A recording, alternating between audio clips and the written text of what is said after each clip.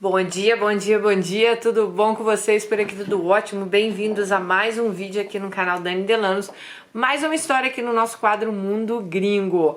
Gente, a história de hoje eu nem preciso botar óculos, que ela botou uma letra desse tamanho. Ai, que maravilha, adoro vocês, gente. Bom, se você tá chegando agora, se inscreve no canal, deixa aí um comentário, nem que seja Oi Dani, pro YouTube entender que você gosta dos nossos vídeos e tá te notificando na hora que sair vídeo novo. Aqui no canal tem vídeo de segunda a sexta, 8 da manhã, horário de Brasília. Dependendo de onde você estiver no mundo, vão lá seguir pelo horário de Brasília, tá bom? Aqui embaixo tem meu Instagram também, segue lá, @DaniDelanos. E tem também o link do nosso livro, se você quiser ajudar a gente, ainda dá tempo aí no nosso Natal Solidário, né? O livro que eu escrevi falando sobre como eu me livrei da síndrome do pânico, ansiedade, fobias, tá bom? Então bora lá para a história de hoje. Dani, bom dia! Como muitas Alices, começo meu dia sempre com você. Ouvindo as histórias, elas me acalmam e me ajudam a seguir em frente. Hoje resolvi contar a minha história e já adianto que vai ser longa, porque para que vocês possam me ajudar a entender, será necessário vocês entenderem todo o contexto. Não sei nem que título dá, vou deixar por sua conta. Todos os nomes já foram trocados. Hoje eu tenho 34 anos, nasci em Salvador e minhas lembranças mais primárias me remetem a uma família normal da época. Minha mãe era costureira, meu pai marceneiro. Lembro bem da minha mãe chorando ao fazer o jantar e tendo que ouvir os gemidos do meu pai e da vizinha na casa do lado. Quando criança eu não entendi o que estava acontecendo. Só depois de mais velha que eu entendi aquela dor. Meu pai era muito carinhoso comigo naquela época, mas ele era muito abusivo com a minha mãe. Quando eu vou botar o óculos. Apesar que tá grande, fica muito embaralhado. Quando completei 6 anos de idade, minha mãe finalmente tomou coragem e se separou. Na época, meu pai não aceitava e a queria de volta, mas ela foi firme e ela começou a trabalhar, nos mantinha como podia. Enquanto ela trabalhava, eu ficava em casa com meu irmão mais velho, que tinha 14 anos, e eu com 6 para 7 anos.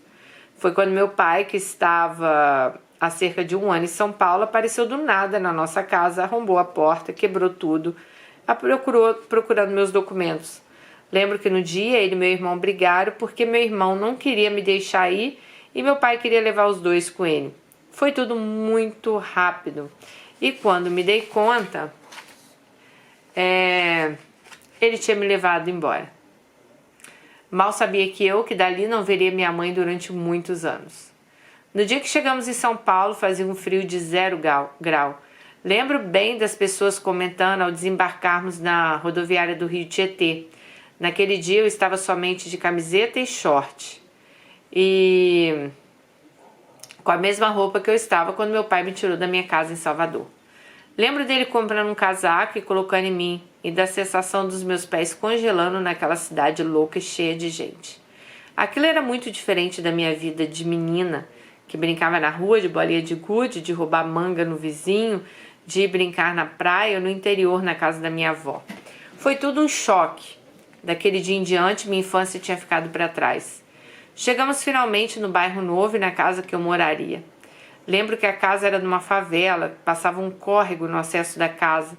Me lembro do cheiro, do meu pai dizendo para eu não encarar as pessoas e andar de cabeça baixa. Eu tinha calafrios daquele lugar. Com o tempo mudamos muitas vezes de casa e de bairro, sempre em busca de uma casa melhor para viver. Agora adulta, eu me recordo, nós mudamos 27 vezes. Eu tive várias madrastas, muitas surras delas e do meu pai, que nunca tinha encostado em dedo em mim antes de me tirar da minha mãe. Com o tempo, meu pai se tornou alcoólatra e isso foi acabando ainda mais com a minha infância, já que além de ser eu quem tinha que lavar, cozinhar, limpar durante todo o dia, eu ficava sozinha quando não tinha uma madrasta em cena. Ele chegava bêbado e me batia como se estivesse batendo num homem. Lembro que diversas vezes ele me batia e xingava o nome da minha mãe. Me tirava da cama dormindo aos murros e aos pontapés. Minha mãe e eu somos muito parecidas e talvez, no transe alcoólico, fizesse que ele se lembrasse da minha mãe. Além de todo abuso físico que eu sofri, ainda teve alienação parental. Meu pai falava, desde que me trouxe, que ele tinha me pego porque minha mãe não queria mais ficar comigo, que ela ia me vender para um casal que não podia ter filhos e que ele foi me salvar. No meio dessa loucura toda, eu fui crescendo, mudando de casa. Aquele tempo não tínhamos celular nem rede social para manter vínculos lá com a mãe, né, com os parentes dela. Me recordo de uma única amizade que eu acreditava ser real. Eu tinha 9 anos de idade e me sentia muito só. Eu era ridicularizada na escola pelas outras crianças. Eu ia para a escola sem pentear o cabelo, sem passar desodorante. Eu não tinha maneiras de sentar, de falar, e além do sotaque baiano que era muito forte. Para completar, não sei por qual motivo, meu pai se recusava a comprar roupas de menina para mim. Era só bermuda, tênis e tênis que mais parecia uma chuteira. Na época eram 2 opções, quichute ou conga. Até hoje eu sonho em ter uma conga, já que todo ano meu pai comprava um maldito quichute. Essa amizade eu consegui fazer era uma menina chamada Tamara. Ela era uma menina linda, negra, de cabelos cheios, cacheados. Lembro que eu ficava olhando para ela e imaginando que um dia eu seria bonita como ela e feminina com jeito de menina, sabe? Naquela altura eu já estava tão largada que eu nem conseguia imaginar o que seria ser normal. Lembro que eu e Tamara éramos muito próximas e conversávamos muito, já que ela era a única que me dava atenção. Apesar dela ter outras coleguinhas, ela era minha única amiga. Eu frequentava a casa dela para fazer trabalho de escola. Eu lembro de ficar invejando a vida dela. Ela tinha mãe, pai, avó, primos. Sabe aquela agitação? Eu suspirava de vontade de ter aquilo na minha casa. Na minha casa era um silêncio o dia todo. E à noite era surra. Eu nunca tive um Natal, um Ano Novo, nem sequer uma festa de aniversário. Mesmo aos 34 anos, eu nunca tive um aniversário. Eu fui crescendo. A adolescência chegou e essa minha amiga sempre por perto. Até o dia que a família dela se mudou para Minas Gerais e eu fiquei em São Paulo. E nessa época eu ainda mudava de casa para casa. Ela tinha 15 anos e eu 14. Para mim foi um golpe perder minha única amiga. Mas prometemos trocar cartas e não perder o contato. E quando pudéssemos, iríamos nos visitar. Leda engano. Enviei várias cartas para ela e ela só me retornou uma única vez. Aí a solidão bateu forte. Fiquei reprimida, ainda sofria muito bullying na escola e me fechava cada vez mais. Busquei refúgio nos livros. Ela falou que ela lembra que uma vez ela leu uma coleção, viu uma coleção da Larousse Cultural e ficava vendo as imagens e textos e lá ficava explicando as coisas do mundo. Aquilo me fascinou muito e despertou em mim o desejo de saber coisas que eu não sabia. Eu passava horas na biblioteca da escola, eu lia tudo que eu podia, sobre todos os assuntos que tivesse para ler. Nessa época, eu passei por diversas tentativas de suicídio. Foi com chá de folha venenosa, remédio, já me joguei até na frente de um carro e de um ônibus. Cortei meus pulsos e nada deu morrer. As surras estavam cada vez mais difíceis de engolir. Nesse tempo, eu já me perguntava e duvidava da história do meu pai, porque minhas lembranças da minha mãe eram de uma mulher carinhosa. Lembro dela levar o lanche que era para ela comer no mercado. Ela levava para mim porque eu amava aquele queijo que tinha dentro da capa rosa. Depois que ela começava a apanhar, ela ficava se perguntando, né? Será que essa história da minha mãe é verdade? Com o tempo, a solidão e os novos conhecimentos de mundos advindos dos livros, eu tomei uma decisão. Eu ia virar gente e ninguém ia me impedir, nem mesmo meu pai. Nessa época, eu comecei a pedir emprego em tudo que era porta de comércio. Não demorou muito, eu consegui um bico na panfleteria numa pizzaria. Pagava R$10 por dia para entregar panfletos. Também consegui uma faxina aqui e outra ali. E fui juntando dinheiro. Ao longo de um ano eu consegui juntar um dinheiro que me permitiu alugar um quarto com banheiro. Acho que eu só consegui porque, apesar da pouca idade, eu aparentava ser bem mais velha. Eu tinha uma cara sofrida, então, né, eu aparentava ser mais velha do que eu era. Acertei a casa com a dona, comprei uma cama de solteiro usada, um fogão de 2 bocas, daqueles de acampamento, uma geladeira usada e até uma TV. Fiz minha primeira compra de lista, com a calculadora na mão. E quando tudo estava ajeitado, fui fazer o que prometi a mim mesma. Fui virar gente. Lembro que quando eu estava na casa do meu pai, pegando minhas coisas que levaria para essa casa, né? Dava tudo numa mochila. Quando eu estava lá pegando as coisas, ele chegou. Ele nunca chegava de dia, e nesse bendito dia ele chegou. Lembro que me tremi toda, mas enfrentei ele mesmo assim. Quando ele me viu com a mochila nas costas, perguntou onde eu pensava que eu ia. Eu disse que eu ia virar gente, porque nem bicho apanhava tanto como eu apanhava. Ali eu pensei, é agora que eu vou morrer. Mas para minha surpresa ele disse, se você passar nessa porta, você não é mais minha filha. Eu engoli aquelas palavras e retruquei. Eu vou sair, mas o senhor não vai deixar de ser meu pai. E eu fui. Minhas pernas tremiam tanto que eu nem sei como eu cheguei no ponto de ônibus para ir para casa nova. Lembro exatamente da sensação de dormir sozinha pela primeira vez. A paz de saber que eu não ia ser acordada na porrada. Foi libertador e me viciei em ficar sozinha. Acabei trabalhando muito de tudo que aparecia. Eu passava roupa, fazia faxina, bico de assistente de cozinha. Eu já cozinhava bem nessa época. No meio disso tudo, nunca parei de estudar. Lia muito. Me formei no colégio aos 17 anos.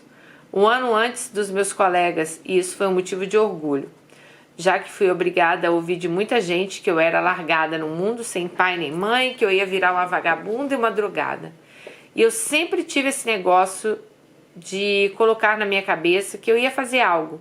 Sim, eu ia fazer algo por mim. E se alguém dissesse que eu não conseguiria, eu ia lá e fazia 2 vezes melhor, só para mostrar que eu era capaz. E foi nessa teimosia que eu fui fazer a minha vida. Depois de me formar no colégio, começaram a aparecer oportunidades de empregos formais. Uma coisa que me ajudou muito foi que eu falava inglês muito bem. Nessa época eu aprendi sozinha, com os livros, músicas e filmes. Eu aprendi muita coisa sozinha com a ajuda dos livros e com muita vontade de saber. Hoje eu falo inglês, espanhol e francês, sem nunca ter tido aulas. Isso me ajuda muito na minha vida profissional, pois sempre pude escolher com o que trabalhar. Parece que no Brasil falar outro idioma conta mais que um diploma. Bom, no meio disso tudo eu trabalhava durante a semana e ela estudava nos finais de semana, né, em casa, assim. E ela falou assim que ela conseguia guardar um dinheirinho.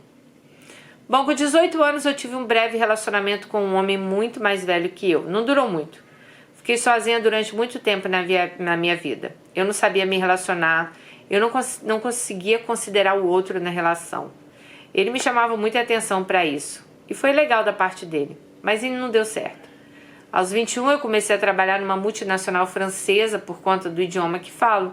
Foi um ótimo emprego, onde eu conheci meu primeiro amor. Eu era simplesmente louca por ele. O nome dele é Henrique. Tudo aconteceu muito rápido. O Henrique era relapso e sumia muito. Logo disse para ele que antes daquilo ficar sério, eu queria parar porque eu tinha certeza que ele ia me fazer sofrer. E dito e feito. Com 1 ano e meio de relacionamento, estávamos noivos e nos planejando para alugar uma casa juntos, já que eu morava sozinha. Iríamos alugar uma casa maior. Iríamos fazer um financiamento, quando engravidei sem planejamento algum. Para mim, que era tão sistemática, aquilo foi um baque. Eu estava na faculdade estudando comércio exterior, que tinha conseguido sozinha e acabei trancando, pois não teria como continuar a estudar e trabalhar com um bebê sem uma rede de apoio. Mas ele sempre ao meu lado, dizendo que agora iríamos ser uma família, que mudaríamos para uma casa maior, que logo a gente ia se casar, para eu ficar tranquila. Aos 5 meses dessa gravidez, enquanto eu estava num momento tranquilo na empresa, quase encerrando o turno, nos falávamos ao telefone sobre o bebê quando ouvi um grito do outro lado da linha, xingando ele. Fiquei sem entender nada, ele desligou o telefone na minha cara. Eu retornava a ligação e nada. Fiquei aflita. Naquela noite eu nem dormi. No dia seguinte ele me ligou pedindo perdão. Eu não entendi nada e fui receber uma das piores notícias da vida dele. Ele era casado. Ele tinha uma mulher e um filho de 6 anos. Eu não me conformava, pois eu conhecia toda a família dele, os amigos. Todo mundo sabia que a gente estava junto e ninguém nunca me falou nada. Nunca percebi nada, pois ele morava com a mãe dele. Aquilo me deixou sem chão. Comecei a ter ataques de pânico no final da gestação. Eu não conseguia ir ao trabalho, eu passava dias e noites chorando, de soluçar. Foi muito difícil. Eu tenho certeza que só não fiz uma bobagem porque minha bebê Manuela já dependia de mim para viver. Nesse meio tempo, meu pai mantinha contato comigo e sempre pedia perdão e pedia que eu voltasse para casa. E eu bati o pé dizendo que não. Eu tive minha filha sozinha. O embuste só aparecia para trazer as coisas da bebê e mal tinha coragem de me olhar nos olhos. Mesmo com toda a palhaçada, eu sentia falta dele. Mas quando ele aparecia, me dava vontade de vomitar e eu não suportava nem vê-lo. Com 11 dias de vida da minha filha, recebi uma ligação de Salvador, de uma pessoa que dizia ser minha tia, me dizendo que recebeu meu número de um homem e que minha mãe queria muito me ver. Eu tenho certeza que meu pai ficou sem saída e fez essa ponte, pois viu que eu não voltaria e que eu tinha ficado sozinha para criar uma criança. Dani, foi muita emoção. Depois de 16 anos, eu tive notícias da minha mãe e de toda a minha família que ficou na Bahia. Que loucura, gente, 16 anos depois. Assim que o médico liberou a viagem, fui passar o restante da licença maternidade com a minha mãe. Ali soube do outro lado da história, que minha mãe nunca quis me vender ou algo do tipo. Soube das traições e como meu pai maltratava minha mãe. Eu senti uma enorme pena dela. Ela era sofrida, cheia de rancor pelo meu pai. A coitada passou a vida me procurando e eu lá achando que ela era um monstro. Infelizmente não conseguimos criar vínculos tão fortes, mas eu tenho um carinho e respeito por ela e ela por mim. Nos falamos sempre, mas o abraço é estranho. Depois do Henrique eu não consegui me relacionar com mais ninguém. Passei mais de 2 anos sozinha até que conheci Sérgio, um homem charmoso, mais velho, 10 anos mais velho que eu. Na época eu já tinha voltado para São Paulo e trabalhava como louca para sustentar minha filha. Pagava uma babá, creche. Foi no final de semana que eu trabalhava, que fui no barzinho de música ao vivo, né? Que eu conheci. Ele disse que o meu olhar o encantou. Era comum eu receber cantadas nesse lugar, mas eu não dava confiança pra ninguém. Na verdade, ela trabalhava nesse barzinho nos finais de semana, tá, gente? Mas aquele dia eu pensei, por que não? Ele era charmoso, educado e isso me chamou a atenção. Acabei passando meu telefone pra ele num guardanapo e nos falávamos todos os dias. Depois de uma semana, resolvi aceitar o convite para jantar. Ninguém tinha me chamado para jantar antes e eu fui. Aquela noite me surpreendeu ainda mais. Ele me buscou na porta de casa, me levou num restaurante italiano, abriu a porta do carro, puxou a cadeira. Eu me senti uma princesa. Ainda mais que ao final da noite ele me levou na porta de casa sem nenhum atrevimento, ou querendo algo mais. Isso me encantava nele. Eu tinha 24 e ele 34. Só que como eu já tinha sofrido aquele golpe com o Henrique, eu não queria me entregar. Fui conhecendo ele, sua família, até a gente ficar junto, que foi até rápido. Com 2 meses juntos, ele me pediu em casamento. Eu dei até risada. Disse que a gente mal se conhecia, que ele estava louco. Sérgio trabalhava no mercado financeiro e ganhava bem. Logo ele alugou uma casa maior, mobiliou, com tudo novo e me convidou para morar com ele. Eu estava bem cansada de uma vida solitária, sem ninguém para conversar. E com ele eu podia falar sobre as coisas que ninguém entendia. Eu não me sentia tão sozinha e aceitei viver com ele. Tivemos uma vida boa juntos. Ele era muito tranquilo, trabalhava muito. Passamos altos e baixos, mas sempre juntos. Tivemos dificuldades financeiras quando ele saiu da empresa e abrimos um restaurante. Apesar de eu cozinhar bem, não sabíamos administrar o restaurante e logo perdemos tudo. Nesse meio tempo, engravidei da minha caçula e logo depois dela ter nascido, voltei a trabalhar. Dessa vez no aeroporto de Guarulhos, por falar bem inglês. Ele voltou a trabalhar e a vida seguiu como antes. Vivíamos bem, um casamento tranquilo, morno. Eu sempre presente com as meninas, ele trabalhando e passando o final de semana no sofá vendo TV. Essa era a nossa vida. Gente, para fazer uma viagem curta até a praia ou pro interior era um parto, né? Que ele só queria ficar em casa. Mas tirando isso era tudo normal. Para compensar, eu saía muito com as meninas, eu ia para parques, exposições, museus, peças de teatro. Enfim, eu sabia que no fim de semana era em casa, na frente da TV. Há cerca de 4 anos realizamos um grande sonho. Desde menina eu dizia para mim que até eu fazer 30 eu teria minha casa própria. E Dani, eu consegui. Me lembro até hoje da data exata da mudança. Eu faria 30 no dia 29 e no dia 18 do meu mês de aniversário me mudei para a nossa casa própria dentro de uma reserva ambiental no interior de São Paulo. Era um sonho realizado. A cada ano que passava, Sérgio refazia o pedido de casamento e eu sempre adiando. Eu dizia para ele, vamos esperar a casa, vamos esperar para tirar a habilitação, vamos esperar as férias, enfim. Eu enrolava e adiava todo ano aquele bendito casamento.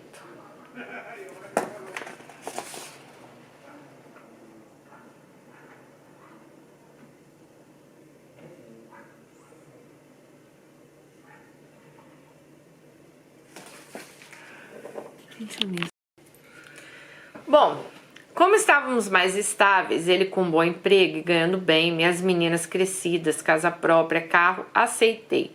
Afinal, faríamos 10 anos naquele ano e nada melhor que celebrar como uma cerimônia para oficializar a união numa festa discreta somente com amigos e familiares. Dei início aos preparativos, buffet, fotógrafo, maquiagem. Minha mãe super feliz, tinha começado os preparativos do vestido, lembrancinha, aquelas coisas, sabe? 10 anos juntos, né, gente? É muito tempo. Já não tá mais aquela paixão, aquele fogo, mas eu estava feliz. Pois tinha ali meu melhor amigo, alguém que me admirava, que me achava inteligente e não uma louca que fala pelas tabelas de assuntos aleatórios. Eu tinha nele um confidente, eu achava ele super inteligente. Enfim, era a decisão certa. Esqueci de dizer que curso psicologia, estou terminando o 3º ano e entrando para o 4º. No meio disso tudo, sigo minhas leituras dos assuntos que me interessam, astronomia, física nuclear, neurociência, filosofia, entre outros. E a vida seguia normal. Nessa época eu não estava trabalhando, pois combinamos de dedicar mais tempo às meninas, e pelo fato da casa nova ainda demandar acabamento, eu ajudava também na parte administrativa da empresa. Minha vida era basicamente isso, eu estava muito feliz.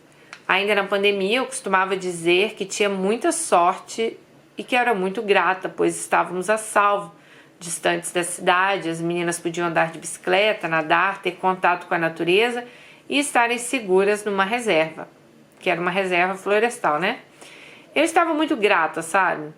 Eu estava feliz mesmo, acho que nunca havia me sentido tão completa, até o dia que meu mundo caiu. Como te disse, eu estudo psicologia e nesse tempo eu estava acompanhando minha enteada sobre uma depressão que ela estava. Então conversamos muito, eu sempre indicando para ela não largar a terapia, essas coisas. Era um domingo. Eu tinha subido para o 2º andar da casa para tomar banho e meu celular tinha ficado na sala. Quando eu estava entrando no banheiro, vi que tinha uma mensagem da minha enteada no celular do meu marido, que até então tínhamos a senha um do outro. Mas eu não era de ficar bisbilhotando. Mas como era uma mensagem da minha enteada, eu olhei e disse que já falava com ela, pois eu ia tomar um banho. Nisso entrou uma mensagem no WhatsApp de alguém dizendo que o programa custava tanto. Gelei na hora. Foi aí que eu entrei na conversa e estava tudo lá. Eram 12 conversas com os mais variados tipos de gente.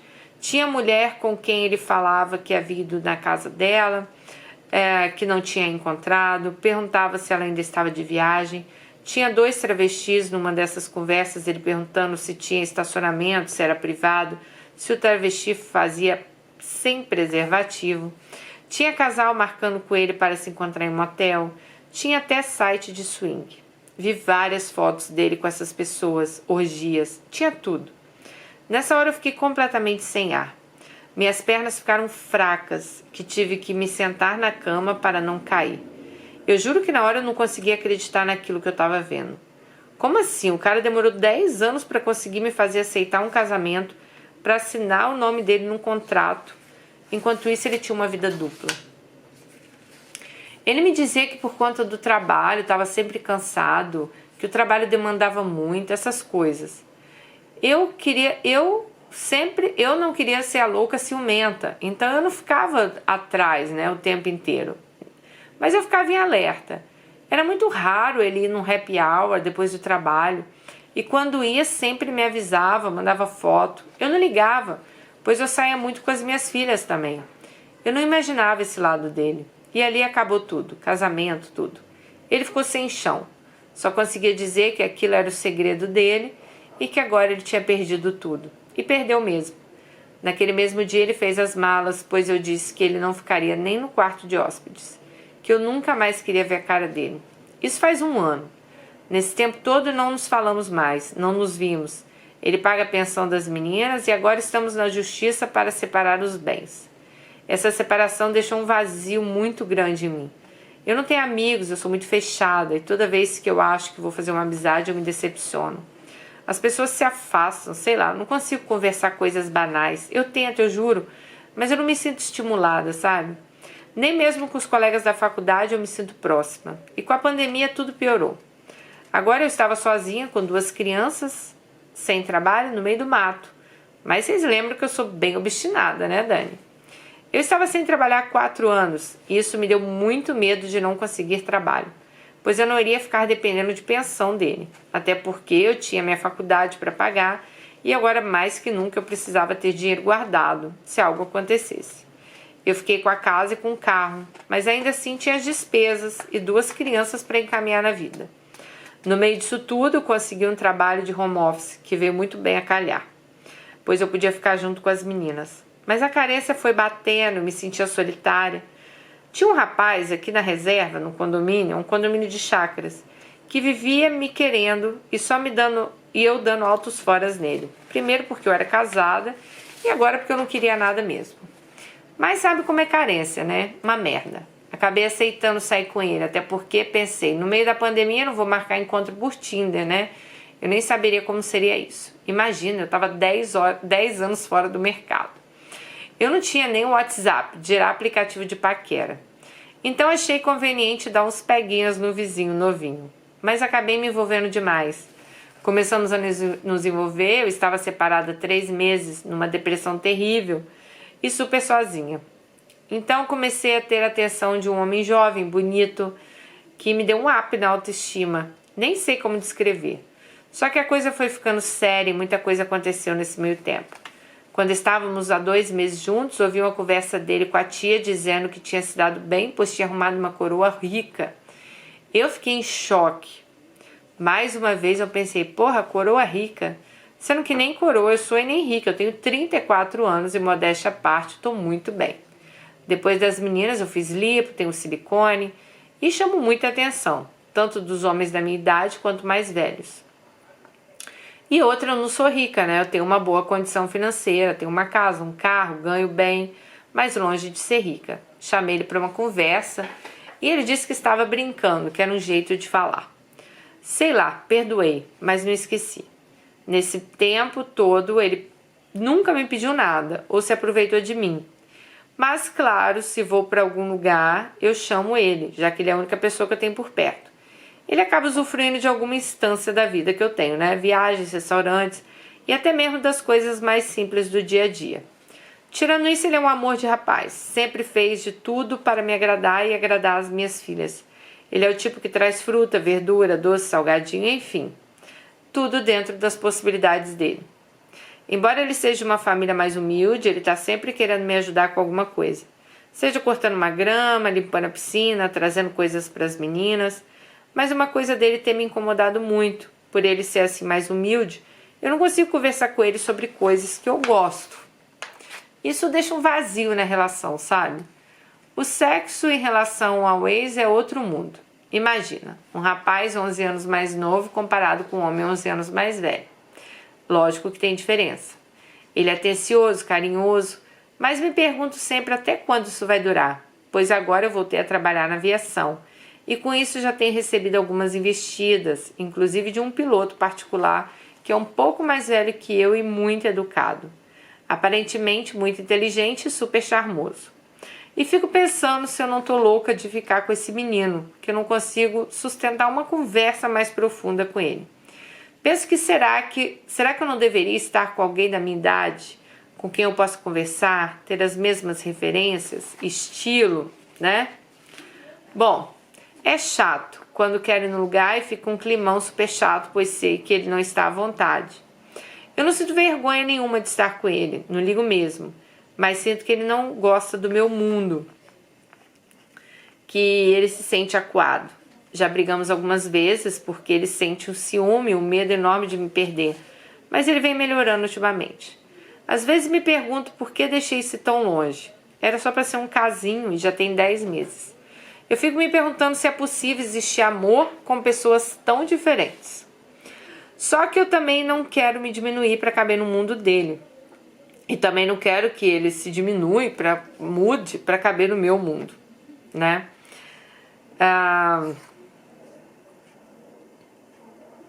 Fico pensando se eu não estou me sabotando. Ou eu deixo rolar ou se paro logo com isso, antes que nós dois percamos mais tempo nessa relação tão estável, pois logo a vida volta ao normal. Volto às minhas palestras, seminários e das demais coisas que eu estudo. Fico pensando nos ciúmes voltando, porque ele não vai ter condições de me acompanhar intelectualmente na minha jornada, e eu sei que jamais vou desistir de seguir em frente com os conhecimentos que desejo alcançar.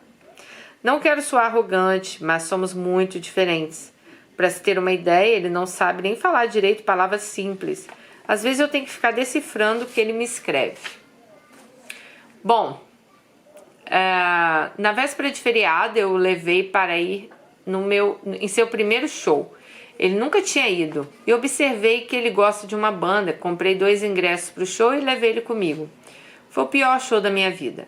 Ele reclamou na fila de entrada. Lá dentro ficamos numa mesa bebendo cerveja, comendo besteiras. E ele só reclamando do barulho, do lugar, das pessoas. Acabou que fomos embora antes do show acabar. E para completar, eu fiz um comentário que as pessoas não vão mais a lugares para curtir, sim para postar e mostrar que foram e tirar selfie, sabe? Essas coisas. Estava filosofando. Sabe o que ele me disse? Que eu falo demais, que tudo em mim é profundo demais e que às vezes parece que eu sou louca. Gente, foi um soco no meu estômago. Ali eu vi que a gente é muito diferente. O que vocês acham? Eu sei que às vezes eu tenho essa mania de filosofar sobre a vida. Sei que não é assunto para todo mundo, mas se eu não puder conversar com meu parceiro, eu vou conversar com quem? Ele sempre disse que eu sou sim uma mulher de verdade, que nunca viu alguém assim, que não quer me perder, porque sabe que comigo ele também vai virar gente, que ele aprendeu muito. Ah, meninas, me ajudem. Dani, o que eu faço? Obrigada por ler minha história. E continue nos fazendo companhia todos os dias. Te admiro demais. Um beijo. Um beijo, Alice. Um beijo pra você também. Bom, amiga. Bom, ela contou a história toda, né? Pra gente entender. Mas o foco aqui é o final da história, né? Que é a relação dela com o cara. Eu sinto muito aí pelo seu ex-marido, né? De você ter descoberto isso tudo. Mas eu acho que você fez certo. Tchau, cada um pro seu lado. Não tem que ficar tentando nada, né? Se as preferências deles são essas, né? O que você vai fazer, né? Vem de uma vida bem sofrida, assim, né? Você foi tirada, assim, do seio da sua família, da sua mãe. Infelizmente, o seu pai aí, né? Fez com que você não tivesse a convivência em família. Você sofreu muito. Mas eu acho que apesar de tudo que você passou, me parece que você é uma pessoa assim, nossa, você deu a volta por cima mesmo, né? Você falou, vou me tornar alguém, vou estudar. E é isso mesmo, é isso que eu sempre falo para as meninas. Não interessa, sabe, a situação financeira que você tá, da onde você veio. Tem bibliotecas, tem livros. Se a gente quer mudar, se a gente quer ser alguém, se a gente tem essa garra na vida, a gente consegue sim. Não fica aí sentada só se lamentando, ai que eu não tenho dinheiro, que eu não tenho isso, que eu não tenho aquilo. Se a gente quer mudar de vida, a gente vai lá, pega e faz, né? Você viu aqui, ó, fala 3 idiomas, né? Teve uma vida sofrida aí, apanhava, foi sequestrada pelo pai quando criança, foi tirada da mãe, cresceu imaginando que a mãe, né, ia vender ela. E é triste isso, né? Porque você mesmo fala que você acabou não conseguindo firmar laços ali com a sua mãe e imagino, né? Você foi ver sua mãe 16 anos depois. Caramba, que loucura essa história sua aqui.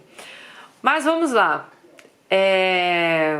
Na questão que você quer saber do rapaz aí que você conheceu. Olha, Alice, eu acho que é bem aquilo que você falou aqui. Eu não quero me diminuir para caber no mundo dele, não quero que ele mude para caber no meu mundo. As pessoas falam muito que os opostos se atraem. Eu não acho que os opostos se atraem.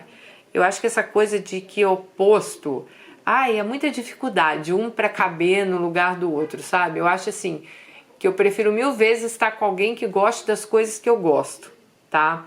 Que vá no caminho que eu também vá. Imagina, eu, uma pessoa super ambiciosa, casar com um homem super preguiçoso. Não vai dar certo. Eu tenho que ter uma pessoa também ambiciosa, que queira chegar também, né? Que também lutou para chegar no, sabe? Para chegar no ter um trabalho bom, ter um emprego legal, ter uma renda legal, que possa também desfrutar das coisas que o nosso trabalho nos deixa desfrutar. Então, eu acho que as pessoas, esse negócio de opostos se atrai, isso aí era para 1900 bolinhas, sabe? Eu acho que hoje as pessoas elas têm que estar no mesmo caminho, elas têm que querer a mesma coisa. Não interessa nem se é mais novo, se é mais velho, esse negócio de idade, porque sinceramente eu acho que idade é muito aqui, ó, no psicológico, mas eu acho que as pessoas têm que querer sim coisas semelhantes, né? Você fala aqui que o cara às vezes não sabe nem decifrar uma palavra, não sabe escrever. Agora, ele tem vontade de aprender? Porque se tiver, ok. Agora, se for aquele cara também que não tem, aí fica complicado. Só que assim, eu acho que essa relação já tá começando a mexer com você. Como você disse aqui, na época da pandemia, gente, é porque a gente passou uma coisa tão surreal no mundo que é até difícil de falar. Mas igual você me contou aqui, né? Você foi para uma casa, numa reserva, no meio do mato e tal. Na época da pandemia era ali só vocês dois, né? Isso me pareceu meio aquele casamento às cegas, né? Que se conheceram, foram para um resort, ali era só os dois, tudo maravilhoso. Mas e na hora que volta para o mundo normal? E na hora que você volta, igual você falou, vou voltar para minha faculdade, vou voltar para minhas palestras, vou voltar a ter convivência com os meus amigos. Aí sim, será que vai dar certo isso? Inserir esse mundo aí no relacionamento de vocês? Porque uma coisa é você conhecer um cara, igual você falou que se conheceram na época da pandemia, vocês moram numa reserva, né? Então eu imagino que seja um lugar afastado, tá ali só vocês dois, aquele mundinho ali, né? É igual você conhecer um cara no carnaval, ai que maravilha, né? Tá lá no carnaval uma semana, todo mundo em festa, né? E na hora que volta pro mundo real? Que aí vai ter, né, amigos, trabalho, conflitos, dia a dia, tem tudo isso. Então eu acho que é essa hora aí que você vai saber, é isso mesmo que você quer? Agora, se não for, também não se culpe, sabe? Cara, eu acho que as pessoas se cobram muito para dar certo as coisas. Eu acho que a vida é feita de experiências. Você não tem que mudar para caber no mundo dele, nem ele tem que mudar para caber no seu mundo. Se não deu, não deu. Vai, cada um segue seu lado e tá tudo bem, né? Vai aparecer outras pessoas na sua vida, como vai aparecer outras pessoas na vida dele. Então eu não acho que a gente tem que ficar assim se pressionando. Ai, tem que dar certo. Nossa, mas será que eu tento? Ai, cara, eu acho assim, a vida, ela tem que deixar fluir. Os acontecimentos do dia a dia que vão falar se vai dar certo ou não, né? Então você vai voltar para o seu trabalho, você vai voltar a ter... se por acaso você se interessar, igual você falou que tem um piloto e tal, se por acaso você se interessar por esse piloto, é porque você não estava aí tão apaixonado pelo garotão. Você tá me entendendo? Então assim, pra mim eu sou muito prática. As coisas elas vão fluindo e elas vão acontecendo. Né? As pessoas têm que parar de se cobrar. Ai, porque eu não sei, será que vai dar certo com ele? Será que é isso que eu quero? Será que vai ser assim? Será que... Cara, não para de imaginar, né? Se. Eu acho que... Cara, como dizia meu pai, quem acha não sabe nada, né? Então, isso é muita ansiedade que às vezes a gente... Eu era uma pessoa muito ansiosa, vocês sabem, né? Tem meu livro que não me deixa mentir. Inclusive o link tá aqui embaixo. Hoje, depois de muita terapia, depois de tudo que eu fiz, eu sou ansiedade zero. Eu vivo um dia de cada vez. Eu não fico pensando, e se eu voltar a trabalhar, como é que vai ser? Será que vai acontecer? Cara, se não der, não deu. Se der, deu. Se não for com você, sei lá, vai aparecer o outro. Se não for com... Eu não tenho essa coisa de ficar esperando, sabe? Viva um dia após o outro. Se não der certo aí com acho que é Sérgio, né? Com o Sérgio, não deu. Vocês tiveram lá experiências legais, foi legal, foi um momento legal, né? Foi um momento que você estava ali precisando, ele te fez companhia. E às vezes é a mesma coisa pro lado dele. Se não der certo com você, ótimo. Se aprender, ele aprendeu muita coisa com você, né? E ele vai prosseguir com a vida dele, né? Ele vai ter outras experiências, outras pessoas vão aparecer. A gente tem que parar de ficar se cobrando, ai que vai dar certo, ai que tem que dar certo, ai que essa pessoa... Pelo amor de Deus, o mundo tem nem sei quantos bilhões de pessoas aí, né? E a gente não tem que se obrigar, que tem que dar certo com aquilo, que... Não. Então, amiga, vai viver um dia de cada vez. Já vi que você é uma pessoa, né, que você é super estudiosa, e eu tenho certeza que você vai entender o que eu quero te falar. Vive um dia de cada vez. Se der certo, deu. Se não der certo, não deu. Foi bom, foi experiência legal, né? Eu acho que a vida é feita de experiências, sabe? Boas ou ruins, ela é feita de experiências. E a gente não tem que ficar se cobrando se essa deu certo, se essa deu errado. Não. A gente tem que viver um dia de cada vez e parar com esse negócio de ficar se cobrando. Porque ele era mais novo, que era mais velho. Cara, pelo que você conta aí, vocês têm muitas diferenças, né? E é o que eu acho. Eu não sou o tipo de pessoa que acho que os opostos se atraem, diferença. Não. Eu acho que uma pessoa para estar comigo, ela tem que gostar das coisas que eu gosto, ela tem que andar na direção que eu ando, ela tem que, sei lá, almejar chegar num patamar que eu também quero chegar, né? Não adianta eu estar eu lá correndo, me matando de trabalhar, acordando 2 horas da manhã, chegando em casa 3 horas da tarde, estudando, gravando vídeo, fazendo isso, fazendo aquilo, pra chegar com um cara que fica deitado o dia inteiro, que não quer saber de nada da hora do Brasil, entendeu? Não vai dar certo, porque vai me cansar, né? Ou a mesma coisa, eu sou uma pessoa que eu adoro estudar, adoro ir para lugares cultos, adoro igual você, adoro estudar, adoro ir para lugares cultos, adoro isso, adoro aquilo, e eu gosto de um cara que só quer saber, sei lá, não sabe completar uma frase. Como é que você vai conversar com uma pessoa dessa, né? Aquela história lá do Eduardo e Mônica, quem lembra da música do Legião Urbana, né? Aquilo ali era só em letra de música, amigas. Aquilo ali não dá certo, né? A Mônica lá, que estudava e tudo, e Eduardo um vagabundão. Então, tamo fora disso aí, tá bom? Bom, eu acho que deixa a vida aí levar, ver o que vai dar, né? Você tá voltando agora a trabalhar, voltando pro seu mundo, ver como vai ser, porque é aquela coisa, até agora vocês viveram num momento de pandemia, vocês viveram aí afastados de tudo e de todos, e se não der, amiga, não deu, fazer o quê, né? A gente parte para outra. Foi bom enquanto durou, foi uma experiência legal, tenho certeza tanto para você quanto para ele, mas se não der, não deu, não tem muito o que fazer, tá bom? Um super beijo, fiquem com Deus e até o próximo vídeo, tchau!